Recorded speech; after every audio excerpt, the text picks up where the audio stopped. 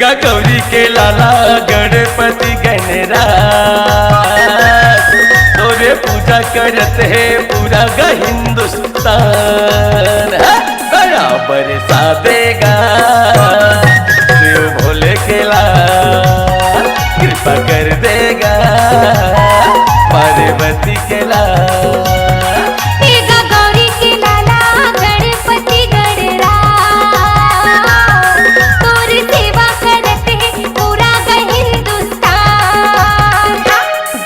बरसा देगा शिव भोले के लाल कृपा कर देगा पार्वती के लाल।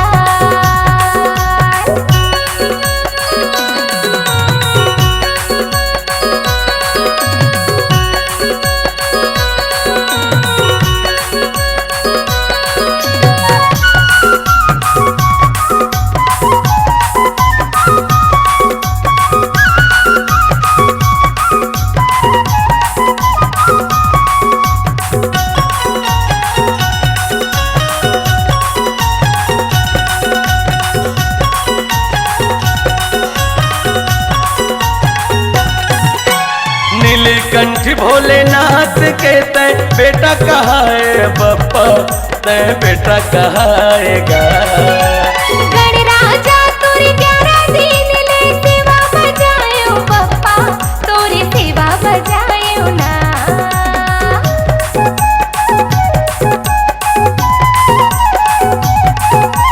नीलकंठ भोलेनाथ के तय बेटा कहाए बप्पा तय बेटा कहाएगा गणराजा तोरे 11 दिन ले सेवा बजायो बप्पा तोरे सेवा बजायो ना। मुसवारी में बैठे मोर गजानन महाराज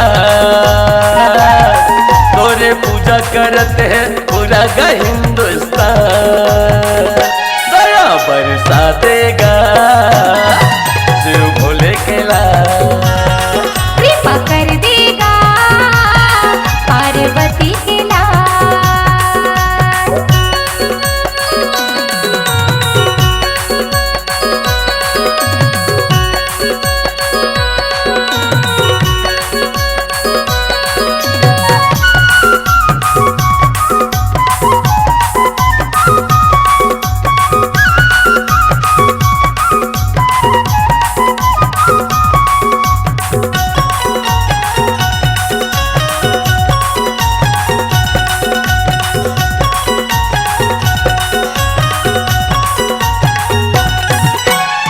हाथी जैसन सोड़ हवे तोर पेट भारी हवे बप्पा तोर पेट भारी हवे गा तेरा मिठाई लड्डूवन के मैं भोग लगायो बप्पा तोला भोग लगायो ना।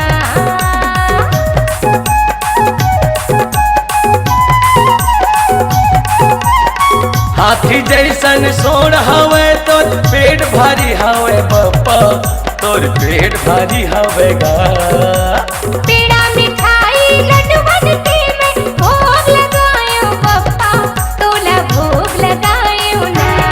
सबले पहली पूजा होते तोर गजानन महाराज तोरे पूजा करत है गा पूरा गा हिंदुस्तान दया बरसा देगा शिव भोले के लाल कृपा कर देगा पार्वती के लाल। हे गा गौरी के लाला गजानन महाराज तोरे पूजा करत है पूरा गा हिंदुस्तान दया बरसा देगा शिव भोले के लाल कृपा कर देगा पार्वती के लाल।